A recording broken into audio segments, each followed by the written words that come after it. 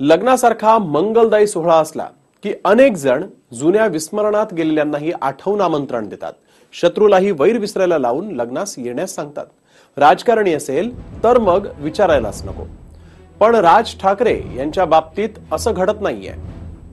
पुत्र अमित ठाकरे यांच्या लग्नाचंच त्यांनी पंतप्रधान नरेंद्र मोदी आणि भाजप अध्यक्ष अमित शहा यांना अजून निमंत्रणच दिलेलं नाहीये. दुसरीकडे राहुल गांधी, सोनिया गांधी, मनमोहन सिंग, रामदास आठवले, भाऊ उद्धव ठाकरे यांना निमंत्रण देऊन झालंय.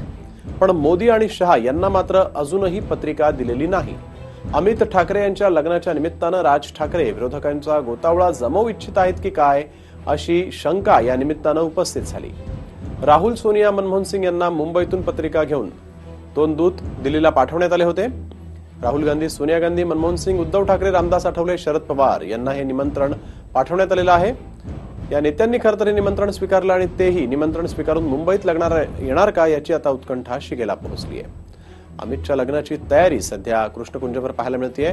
परंतु अद्याप पंतप्रधान नरेंद्र मोदी, भाजपा अध्यक्ष अमित शहा यांना मात्र राज ठाकरेंनी निमंत्रण दिलेलं नाही.